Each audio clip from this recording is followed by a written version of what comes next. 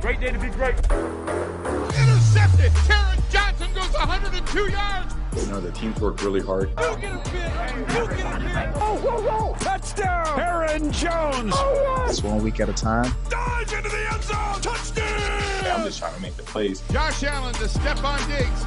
All right, boys, here we go. Brady has time. Football touchdown, Tampa Bay. The Kansas City Chiefs. The Packers. The Buffalo Bills. The Bucs are going to win the divisional round. The job's still not finished yet. Ooh, I'm fired up. I'm fired up, boy.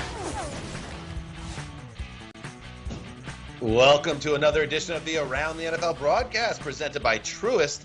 My name is Dan Hansis. I come to you from a virtual room filled with some heroes. Greg Rosenthal, who was adopted by Tierra Whack. And Mark Sessler. What is up, boys? It's championship weekend.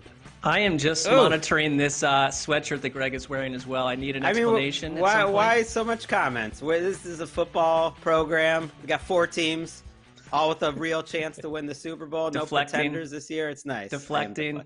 Greg, when you wear a hoodie like that and it's stylish and fashionable and it connects to contemporary pop culture, you have to expect questions from olds like Mark and I. It's just the way it goes.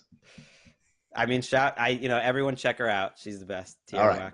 Okay, yes, championship weekend. This is awesome. We're down to 2 games and 4 teams. And on today's show, we're going to break down each of the games and really dig in and decide who's going to win. We're going to have it all settled for you, and you're going to know, spoiler alert, by the end of the show. And also, of course, the Around the NFL podcast, which is where we got our start. Make sure you check it out Sunday night, our flagship program. We're going to recap all of the results before we dig in to everything. First, headlines from the future. Greg, get us going. All right. The Rosenthal Renegade was popular last week. It was right on this week. Mahomie, don't play that. That means the Chiefs wins, by the way. You know, he's going to bash the Bills with a sock filled with a tennis ball this week. Mahomes is going to play. That's what I'm feeling. I love it. You have this, like I said, highly contemporary hip-hop hoodie sweatshirt, and then you have this in living color television show callback from 30 years ago. So the younger viewers might be, and readers of this particular periodical might be lost, but I get it. Mahomie, don't play that. He's going to romp. You're not worried about any health issues, and that's just the way it is for him. it's all up here. He can win from the neck up, even if his toe is a problem. I'm expecting him to be cleared. I'm not worried about this Bills defense at all. All right, Mark. Apparently Mark Sessler, let's check in with your paper of record and what is a prediction for the weekend? Let's go to a real newspaper. The Sessler B. Oh my gosh, Josh. You got the comma in there. Good grammar. And what this is referring to is the 71-yard run at the end of regulation by Josh Allen that vaults the Bills into overtime. I have the Bills winning this game in double overtime, 59-56. And so this will be a huge play that allows that to happen. Josh Allen into the skies. Such a look at me prediction there from you, Mark. 59-56. I think it's called look at accuracy. Talk to me Sunday night. Greg, where do you stand on that headline? Are you okay with that headline? I kind of come to expect more from this Sessler B. That's it. Is Mark set such a high bar? His headlines are usually a lot better than mine, more clever, but not this week. Sorry, Sessler B. I don't like what's happening here at all. Let's move to the true paper of record. Yes, of course, I'm talking about the Zeus Gazette. And there, oh no, old man yells at cloud. That old man is 43-year-old Tom Brady. And who's up in there in that cloud? Oh, it's all the defensive stars of the Bucs. Todd Bowles, Ndamukong Suh, JPP, Carlton Davis. He's yelling at the cloud like an old man, like Grandpa Simpson, because the defense of the Bucs lets him down in the biggest of all spots, the NFC title game, costing Tom Brady a chance to go to his 100th Super Bowl. Once again, Dan can't give Todd Bowles any love just because, his tenure with the Jets didn't work out so well. Come on. You could see it, though. I think you'd get a very annoyed Brady if this were to go down this way, and I could see him shaking his fist at Ndamukong Suh. That usually ends well. It has. All right, on the subject of the Bucs, let's talk about that game and start digging in on championship weekend. Bucs, Packers. Mark, Aaron Rodgers is playing at a level we've rarely seen in his amazing career. The Bucs coming off a great defensive game against Drew Brees and the Saints. Do you think the Bucs have what it takes on defense? Obviously, the Zeus Gazette is going to tell you no, but do you think in reality it will play out differently if the Bucs can make a stand against the great MVP? I can't wait to see what they do because, we've spent the week talking a little bit about what happened back when they played in Week 6, and the Packers jumped out to a 10-0 lead there, but they got romped down the stretch, and I thought they made life difficult on Aaron Rodgers with your guy Todd Bowles, Greg, some disguised blitzes. They were aggressive at trying to get to Rodgers, and there were back-to-back interceptions in that game, not unlike the Saints game a week ago. But I will also say that Davante Adams was coming off a 3-week absence. I don't think you got the version of Davante Adams, and nor did Carlton Davis, that we have seen since. And I'm watching the Packers from a week ago, and the way they just start games, and they had this brilliant 8-minute drive and a brilliant 6-minute drive where really it's not just Rodgers, it's the power of this run game. So I think they're clicking on all cylinders, and the Bucs are going to be seeing a completely different offense to some degree in terms of how they're performing from Week 6.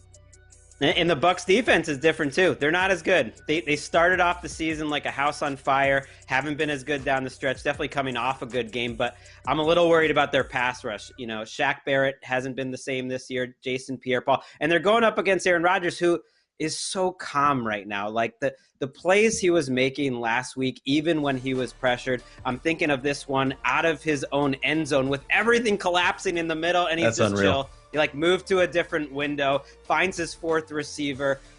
When he had the 2-minute drill down the stretch, making plays, he doesn't have to make a lot of spectacular plays, but that almost makes it more special when he does like these, because he has it. When you finally do everything right, he can still beat you. And on every other play where you give him 7 yards, something like that, he'll beat you. And then, the calm on the goal line, he's just chilling. I'm going to pump fake you and run it in.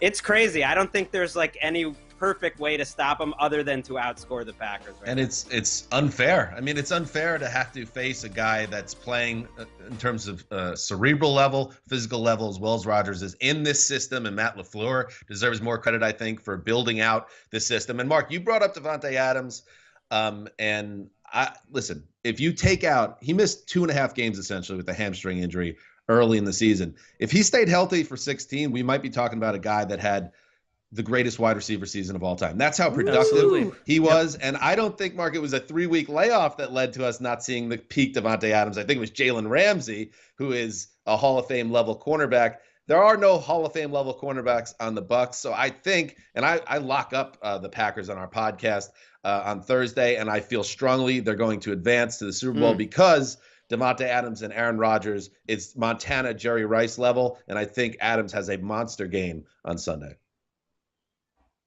Yeah, I took the Bucs partly because I think their offense can keep up in a shootout, and it's partly because of the Packers' defense. One of the reasons I like the Bucs is because of their running game. I really love the way Ronald Jones has looked the last couple of weeks, like a lot of juice. And Mark knows, as a Browns fan, if there's a hole in the Mike Pettin defense, it's their run defense. And so you have Ronald Jones, you have Leonard Fournette, both playing really well, and that opens things up, I think, for Tom Brady. Yes, there's no Antonio Brown, but there's just mismatches to me all over the field, whether it's Scotty Miller coming in or Cam Brate or Rob Gronkowski or Chris Godwin.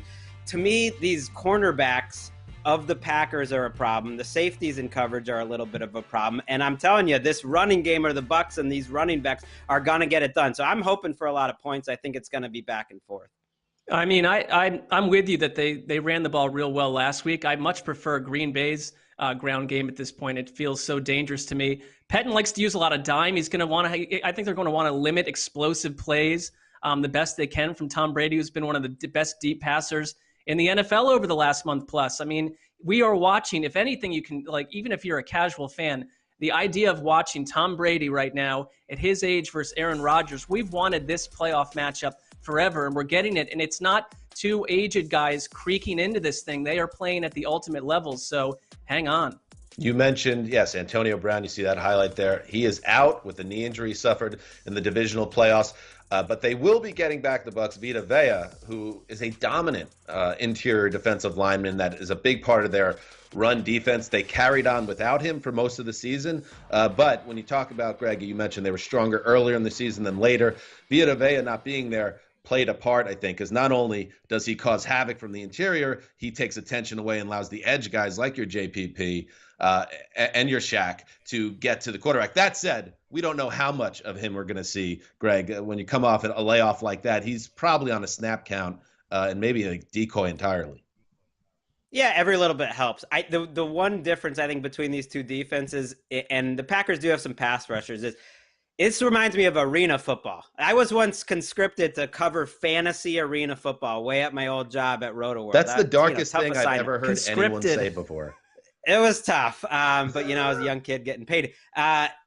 Defenses matter, though, when there's no defense. So what the defense that can make like one or two plays is the team that wins. I think the Bucs maybe have a guy that can make one or two plays, and the Packers defense doesn't. So you don't doubt Tierra Whack, but you doubt Aaron Rodgers. Tisk, tisk, tisk. Dangerous territory. Back and forth. I'm back and forth. Like last team with the ball wins, and who always has the ball last? It just works out that way. It's Tom Brady. All right. Okay. Let's stick a pin in it for now. We got a lot more to talk about with championship weekend. Up next, Kansas City Chiefs, Chiefs Kingdom. They have a chance to get to their second straight Super Bowl. They just got to take out Josh Allen and the Buffalo Bills. Can they do it? More on the AFC title game next.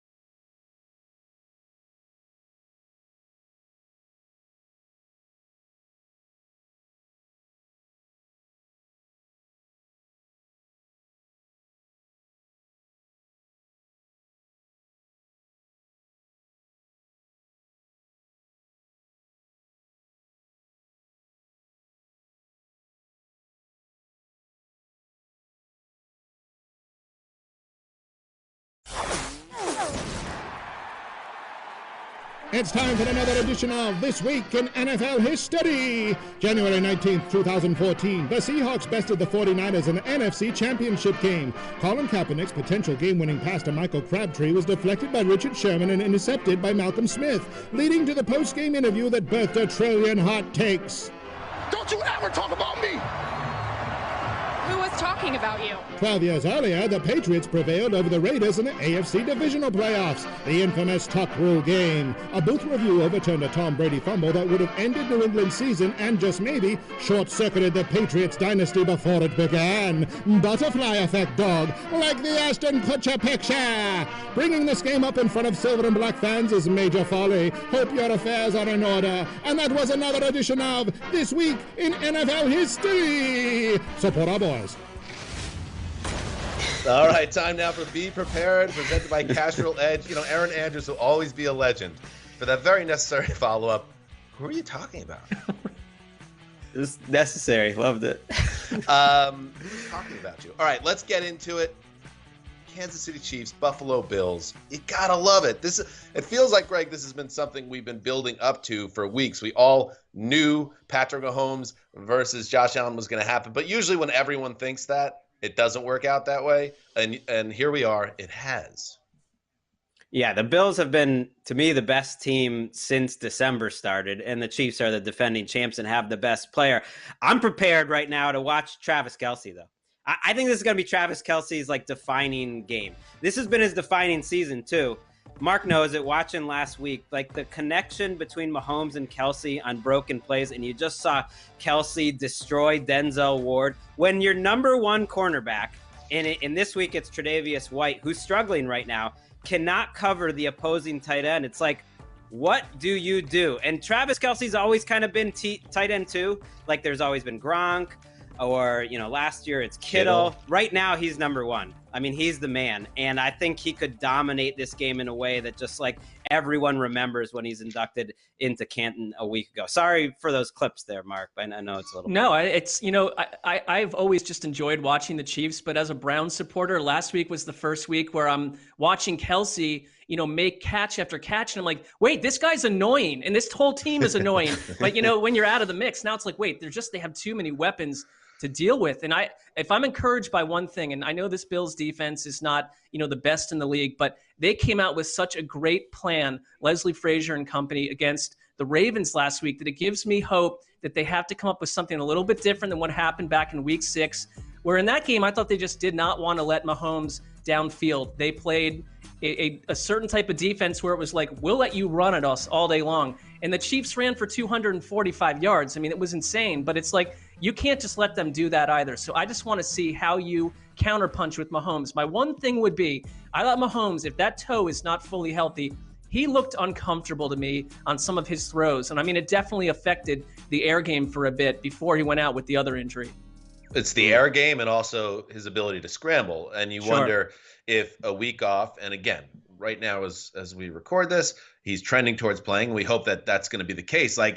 Patrick Mahomes limping around the field, not throwing at a high-level form. Again, for you as a Browns fan last week, Mark, that was good. For the rest of us as football fans, you just don't like to see a limited Patrick Mahomes. You want to see this guy in full flight. So hopefully that's the version we get. And, the Bills had their success last week against Lamar Jackson, but there were a couple things in play there. Number one, Baltimore's now well-documented failure to adjust, especially when the competition jumps up in January. You had swirling conditions with the wind that affected some downfield throws for both quarterbacks, and also, of course, Justin Tucker, the kicker, who put 2 off the uprights uncharacteristically. So while you give credit to Leslie Frazier and the defense of Buffalo for stepping up there, it's a whole different ballgame now against the Chiefs. And I know the Chiefs aren't scoring, Greg, like they have been this time last year, and they're playing they're addicted to close games, and you could say they're lucky. I still think they're going to be lighting up the scoreboard this weekend. I still feel it. Yeah, I do too. I think both teams will. Sammy Watkins returning, the Chiefs are hopeful.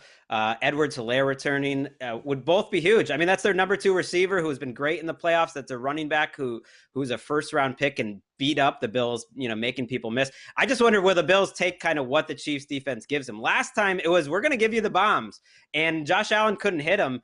And I would be a little worried if I'm Steve Spagnuolo going with that approach again. Like, they blitzed Josh Allen. That has not worked that well this year. There's great matchups for the Bills. I could see them hitting a lot of long passes and Spags being like backing off, because I think that's a dangerous way to approach playing him. You're right about that, because Diggs had his worst game against the Chiefs, and they found a way to snuff him out, and the deep ball was not working for Josh Allen. I would be surprised if we get that again, because of the sheer confidence I just see Josh Allen having in Stephon Diggs. I mean, these two have a really special connection, and we've kind of gotten this far into this preview without mentioning Diggs, and it's like, this is the guy they brought for this reason. And I just watched their post-game interview after they beat the Ravens, and it's like these two are like cyclically linked, and I could see them doing a lot of damage against the Chiefs defense that is 24th in the league and giving up explosive plays through the air. So there's some real estate to be had there for Buffalo. Buffalo has been outgained by both of their playoff opponents. They're just going to have to be better. They're going to have to deliver that top shelf performance. If you're a Bills fan, you know it, that they have to be better on offense. But if they are, and that's not like a long shot, it's not like, oh, they really have no chance to do it. They can do it. And if they do, the Bills are going back to the Super Bowl. That's the stakes here. And that was Be Prepared, presented by Castro Edge. All right, coming up next, Josh Allen, there he is. That's the guy. He holds Western New York's fate in his hands. Coming up next, the return of Unresolved Mysteries. It's about to get spooky.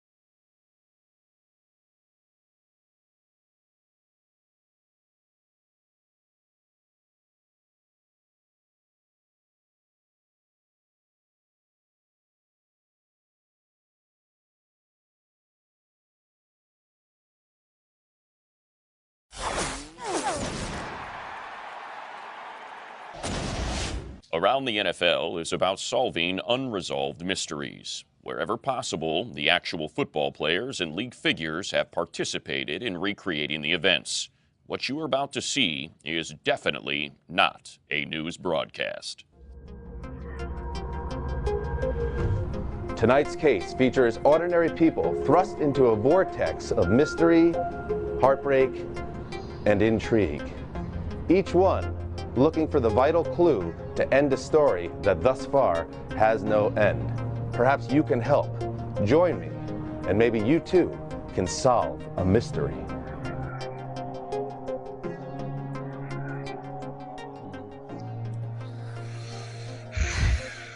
yes, Unresolved Mysteries. Listen, I'm no Robert Stack, but I tried my best with the trench coat, Mark. Hey, you know, Jeopardy is getting a new host. I think Unsolved Mysteries may be looking your way in time. You fit the bill. By the way, it's Unresolved Mysteries. We clear any copyright danger with that. All right, as we enter championship weekend, what are some unresolved mysteries that need to be solved and hopefully will be? Mark, we start with you. All right, well, I'm going to go back to Kansas City, where Josh Allen, you know, 2 games in a row he's had a fumble. And they're lucky they didn't lose those. But I do wonder, will Josh Allen overcome the massive gaffe that awaits him in this game? Because we just talked about them needing to be essentially perfect on that side of the ball against the Chiefs. And Josh Allen has been. I love Josh Allen. I mean, he is my AFC MVP over Mahomes and everyone. That's just me. I have the Buffalo winning this game. It's not a real award. Not a real award. Well, no one asked me to vote on those things. That's fair. There was, I will say this.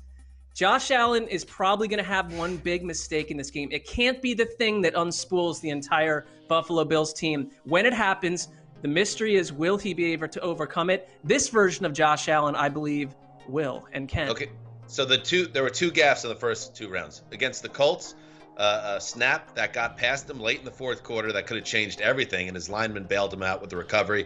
Last week, I would say it was a deep shot to a wide open receiver that he airmailed. Again, the windy conditions, you don't want to kill him for that. Greg, do you think another one of those is coming, and will the Bills be able to overcome? Yeah, they had the fumble too. They've been lucky to fall on. He'll give you a chance for 1 or 2. I think you're on point. I mean, Mark locked up the Bills and says they're winning 59-56, so we know what his answer is. I do think so. I couldn't have been more wrong about Josh Allen coming into the season. He is playing at a level where they can survive one big mistake a game from him. Right, and to give him full credit, he might paint a masterpiece on Sunday and not make any mistakes. He is a special guy having a special year. Greg, you're up. All right, my unresolved mystery is really in Green Bay this week. Will Marquez Valdez-Scantling catch that deep ball? Will Allen Lazard make it happen? Will these receivers that have been talked about ad nauseum come through in the biggest moments so we don't have to hear the chowder heads talking about like, oh, they didn't draft a wide receiver? This is really, I just want to come back to this point. It's like, as Mark mentioned in our show, our podcast Thursday, they are scoring at a rate per drive that ranks among the very best in NFL history. Yet if they lose this game, let's say 35-31, for some reason, everyone's going to blame it on Lazard and Valdez-Scantling. These guys have been good enough all year. It's a great offense. I think they will come through. Moratorium, please. Moratorium, please, on any tweets. Imagine what this offense would look like if they had their first-round pick. Oh, stop it. Use it on a quarterback of the future. Mark. Oh, I thought MVS made one of the plays of the game last week, converting a 3rd down. It was just a 4-yard pickup, but I think the whole game would have changed had he not done that. 2 plays later was the bomb to Lazard. So, I mean, they are here. They are productive. And I think Green Bay's front office is saying, listen, everyone who's, clamping up about all this business of our draft picks and who we picked or not picked, how about y'all shut up? We're in the NFC Championship game with the most explosive offense in the entire league. Quit clamping up. Final unresolved mystery. And this one is for all of us football fans. Where is the instant classic playoff game we've been promised as fans? We all season we wait for these special moments. Where is my Beastquake? Where is my Minneapolis Miracle? Look at Stephon Diggs. Yes, he used to do magic for a different team in January. Where is my Music City Miracle? Where is my Mile High Miracle? I am just asking for one miracle, okay? And I'm not saying the playoffs in 2020, 2021 have been a bust, but where is this instant classic? And Greg, you can say, and we've talked about this, that this is such a great Final Four that there's no real stinker in the bunch that you have to really talk yourself into. With 2 evenly matched games, maybe we'll finally get that instant classic of our playoffs. I think you're right. I mean, 2 of the greatest quarterbacks of all time in the NFC, 2 of the best young quarterbacks we've seen in the AFC. I mean, you're not quite buying anything as possible as an all-time classic. I guess not. That was a nice moment for Henny and the Chiefs, but I wouldn't say it was like all-time playoff. Yeah, no, I'm with you. I'm predicting 59, 56 and double overtime. Would that set the table in your mind for a classic? I'm putting that energy out there. Let's make this happen. That would qualify. All right, let's move on. That is another episode of Unresolved Mysteries. Rest in peace, Robert Stack. What a man. All right, coming up next, Philip Rivers heads off into the sunset. We talk about the end of a legendary career on the broadcast.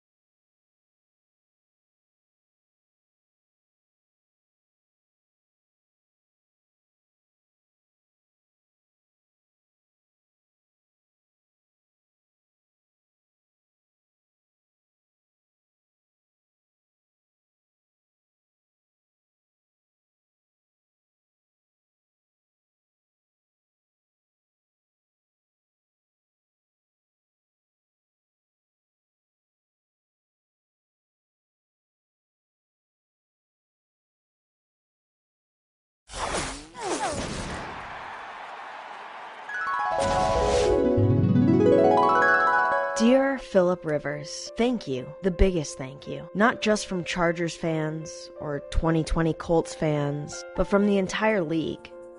Your career has been amazing to watch, not because of your 17 NFL seasons, 8-time Pro Bowl selections, or your 240 consecutive starts, not because you were the 2013 AP Comeback Player of the Year, or because you had 12 seasons with 4,000 plus pass yards, but because you were you. Whoop! Aggressive, but safe, you know? Thank you for being sweet to everyone around you. 90-yard touchdown! Thank you for getting to know each and every one of your teammates. If I don't know him by his last name, and your jersey's wrinkled. Thank you for always sharing. Hey, we're all right. I threw a ball to them for a touchdown. We're fine. Thank you for demonstrating that quiet confidence is the best leadership. We weren't even close to making that play. You got a hand on it. Thank you for teaching us the rules of football. Hey, y'all can't play with 12, Greg. Hey, Greg, you can only play with 11, Greg. Thank you for pushing the boundaries in the culinary world off the field. Aggravates the stew out of me. Thank you for hyping up everyone when they've done something great. Hey, let's play 7. Let's go, baby. Out of my D! But most importantly, Philip Rivers, thank you for your passion. I get fired up too. Yes! Woo! Dadgummit! Hum D! It's time to hum D! Signed, NFL fans everywhere.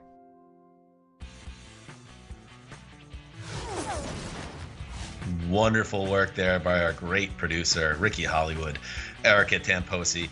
Yes, Philip Rivers calls it a career. A bit of a surprise. I thought there was no way he's going out after the end of the Colts season, just because I thought he was still playing at a pretty solid level, and he just loves the sport so much. But Greg, he's opting to move into a different direction, staying involved with football as a coach and who knows what else.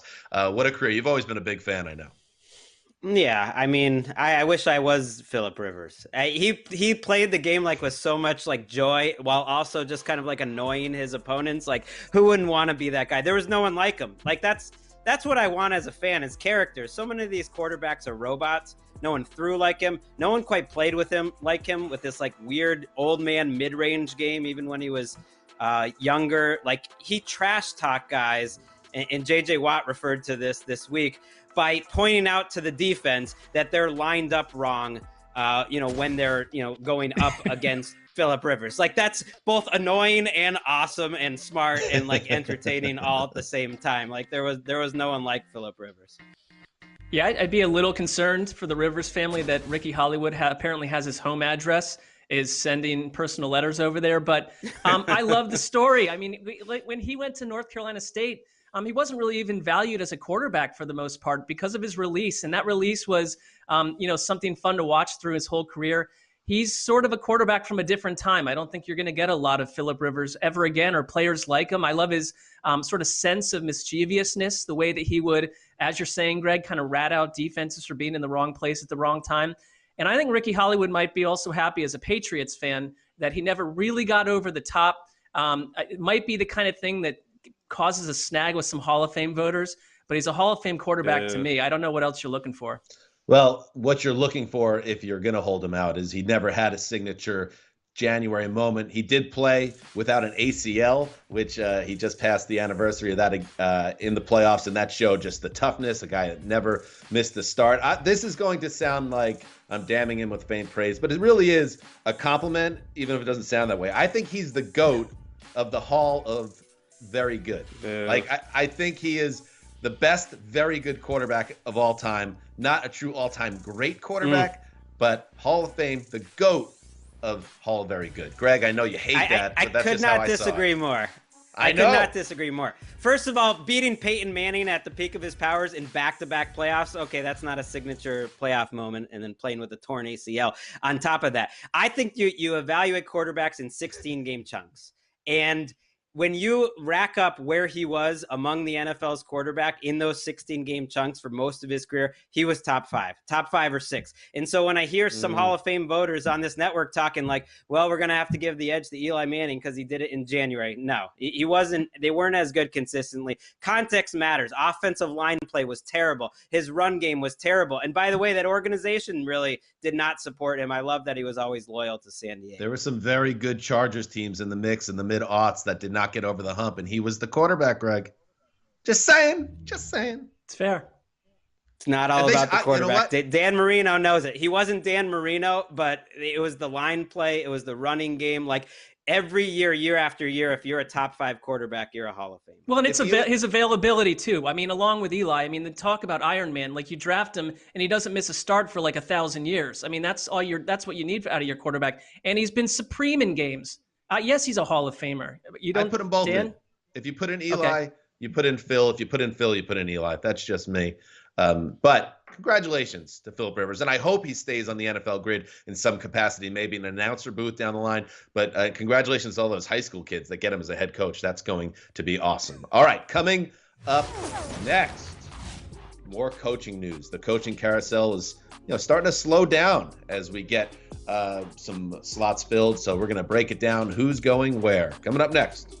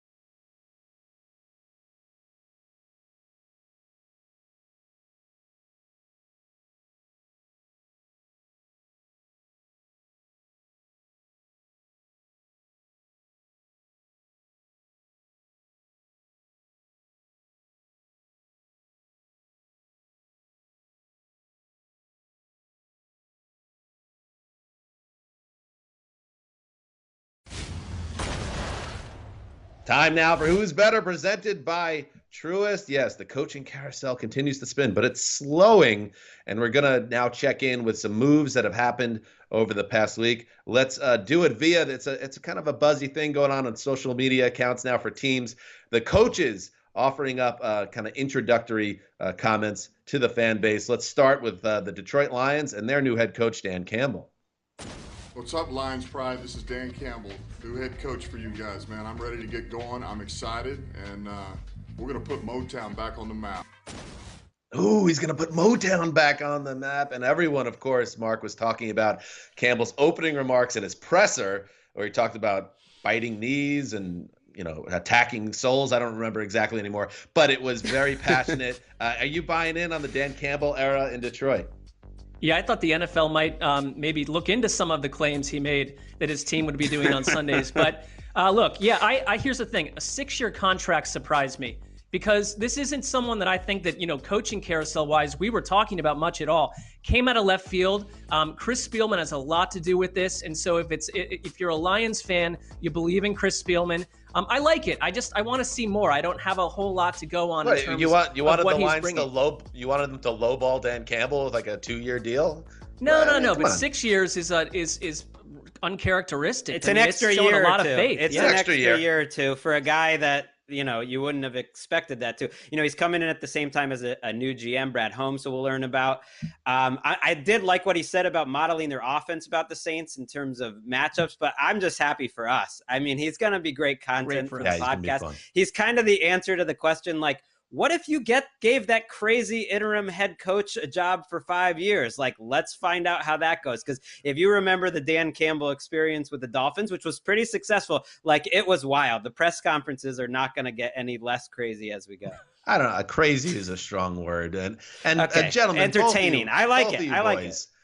Let's not count other people's money. It doesn't count towards their salary cap. Dan Campbell, go get that money. Get that year. I'm not lowballing Dan Campbell. I mean, he could break me in half if he chose to, so I will not be doing that. The Eagles, they have zeroed in on their man, Nick Sirianni, most recently the offensive coordinator of the Colts. So Nick Sirianni on his way to the Philadelphia Eagles. You like this one, Greg? I mean, I wish I could come here and be like, okay, here are my 5 hot takes on Sirianni. I mean, he hasn't called plays before. He comes from the Colts. The first thing that's struck me basically is just like you're hiring him because he's Frank Reich's guy, and you kind of hired Doug Peterson because he was Andy Reid's guy. Why not have just kept those guys in the building if you just want to hire their guys? Ooh. Yeah, I'd be a little concerned. I mean, that Jeff McClain, who covers the Eagles so well, put out a tweet. He had a source that said that Sirianni is fairly smart, but not super smart. That's just not the first quote you'd imagine hearing when you get hired as a head coach. But I mean, his track record has been pretty good. People really liked him in Indy. But another hiring that surprised me. That's like an ugly look to how the sausage gets made in the NFL in the media circles. Some guy with a score to settle drops a line to a Philly reporter. Oh, Probably. He's smart, but not that smart. What a rotten thing to say. Go fly a kite. Whoever offered up that quote to Jeff McClain. Moving on. Let's check in with Arthur Smith, a new coach of the Titans. What he had to say to his fans. Hey, Falcons fans, I'm so excited to be your new head coach. We're so excited, my family and I, to move to Atlanta and get this thing going. Rise up.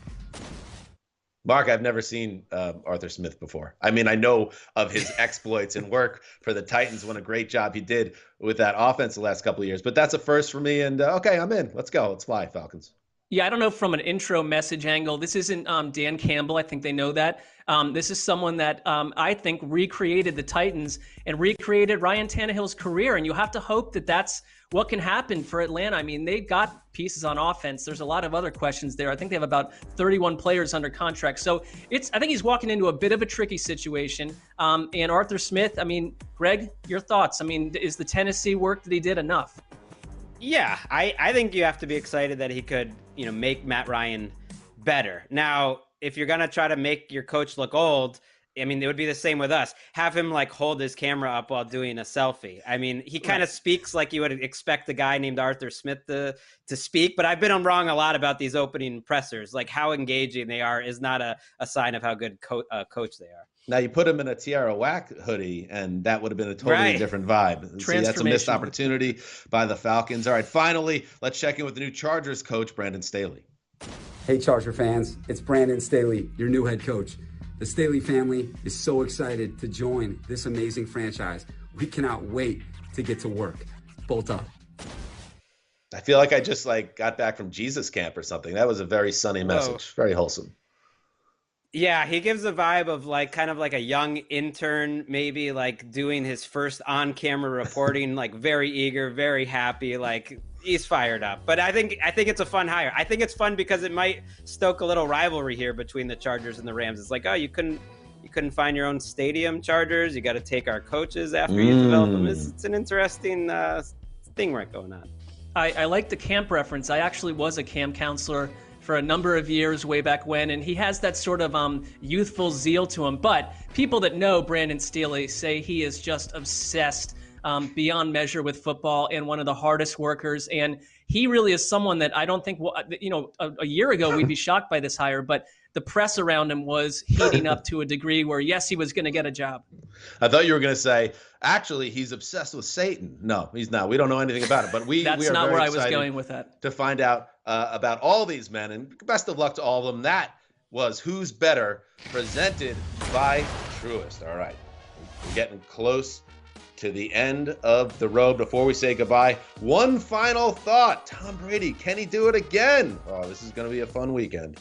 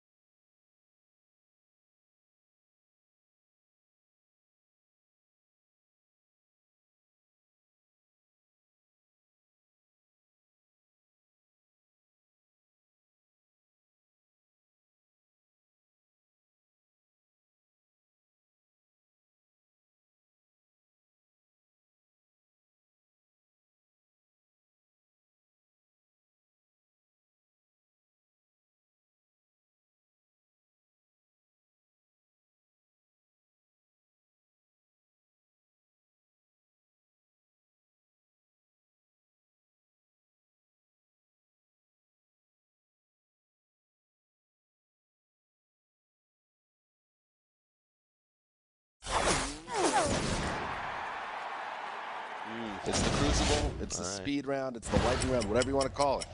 It's real. Vaunted. You ready? I'm scared. Here we go. Best decade for hip-hop. Oh, it's got to be 90s. Yeah. Ooh. Netflix and chill or a hot night on the town? Netflix and chill. Best bar food? Cheese curds. Interesting choice. Like that. He's in flip-flops. He thinks this is going to be his No. You got the matricular. This is resort casual wear. Resort casual. Would you let your children attend a Bills tailgate? Yes. Good. Every area of the tailgate? No. You have to cook one meal to save mankind. What is it? Ice cream. Do you own any jean shorts? Not currently. Handled it well. You did great. With a plum. I need more. The utility belt that you wear on Sundays that everyone wants to sort of know what is happening with that belt, what sort of technology is involved there. Well, there's a lot of material on that belt just to get around the whole thing. The league has gotten bigger with their hardware there, so that doesn't help me. People have, there's a lot of sort of JFK level conspiracy. It's a Superman and me. Right. Would you give up a pinky toe if it guaranteed a Lombardi trophy in the next 6 years? Right now.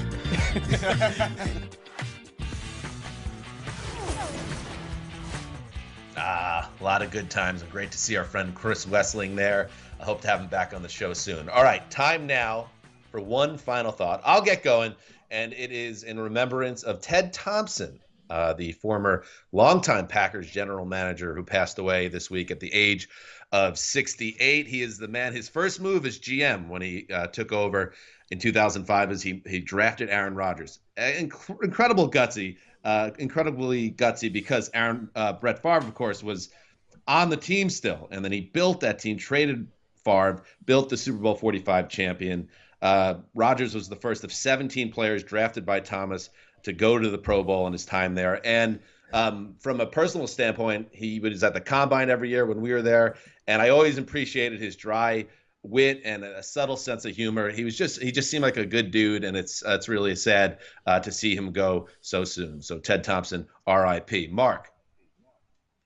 You know, I remember writing an article years ago about Bruce Arians saying that there will be female head coaches in the NFL and coaches, and it wasn't, you know, it was at a time where it was like, maybe, I really think that should happen, but there wasn't much of a roadmap. And Arians, along with Ron Rivera, some of the coaches that have gone ahead and done that. And so, final thought, Jennifer King becoming the first black female to be hired as a full-time assistant by Washington.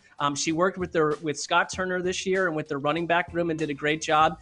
And it's, you know, we're starting to see more and more of this. It's Katie Sowers was in San Francisco, Callie Brownson with the Browns as their chief of staff. I'm taking larger, more critical roles. And so Bruce Arians, he put it out there and he took action on that way back when, and more coaches are now. And I think it's changing the way the NFL works. It's a good thing. Comes at the same time that Kamala Harris became the first black and Asian female vice president in the United States. So, yes, progress moving forward, all good stuff. Greg Rosenthal, your final thought. All right, this is about an admittedly ponderous topic about whether Patriots fans should be rooting for Tom Brady. But guess what? I'm a Patriots fan, so I can talk about it. You know, even just asking the question to me is a little bit of a self-own. How about a little gratitude, Patriots fans? How about you be the type of person that when a friend has success is happy for them? How about not being the guy when, his friend gets married and it's like, no one's going to go out with me anymore. Did this man, Tom Brady, not do enough for you? What, 6 Super Bowls, was it enough? 9 AFC championship games, was it enough? Like what did you do for him? Buy some smoothies at the TB12 store at Patriot Place? How about a little appreciation? How about a guy that gave you a lot of joy, that you like football and you can watch them play a little football this weekend? Sometimes it's not all about you.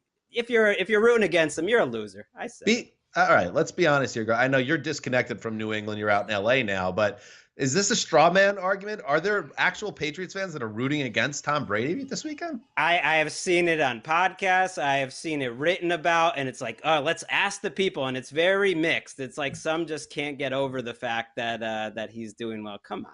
Give me a break.